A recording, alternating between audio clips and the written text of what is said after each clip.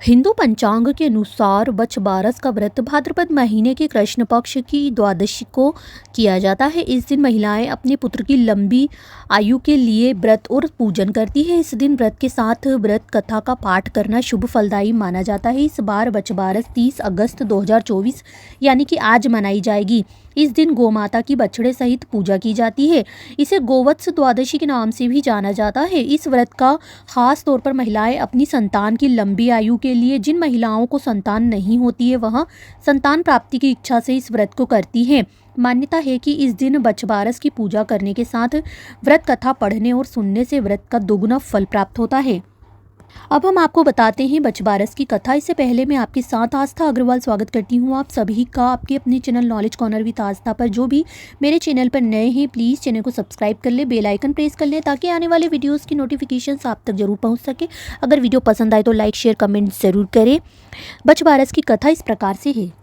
पौराणिक कथा के अनुसार एक गांव में एक साहूकार था जिसके 7 बेटे थे। एक बार साहूकार ने एक तालाब बनवाया लेकिन 12 वर्षों तक भी वह तालाब नहीं भर सका। इससे परेशान होकर साहूकार कुछ विद्वान पंडितों के पास गया और उसने पूछा कि इतने दिन हो गए लेकिन मेरा तालाब क्यों नहीं भरता है।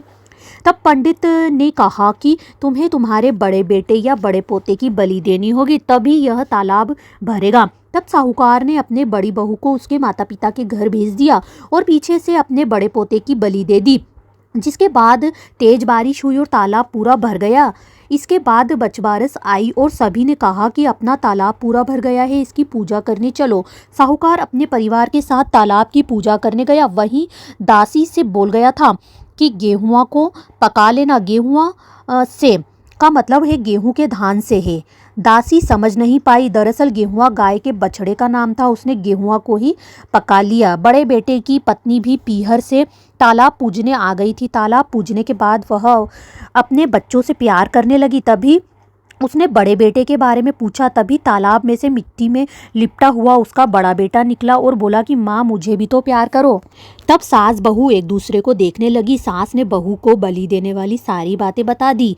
फिर सास ने कहा कि बछबारस माता ने हमारी लाज रख ली और हमारा बच्चा वापस दे दिया। तालाब की पूजा करने के बाद वह जब वापस घर लौटे तो उन्होंने देखा बछड़ा नहीं था। साहूकार ने दासी से पूछा कि बछड़ा कहाँ है, तो दासी ने कहा कि आपने ही तो उसे पकाने को कहा था। साहूकार ने कहा कि एक पाप तो अभी उतरा ही है, तुमने दूसरा पाप कर दिया।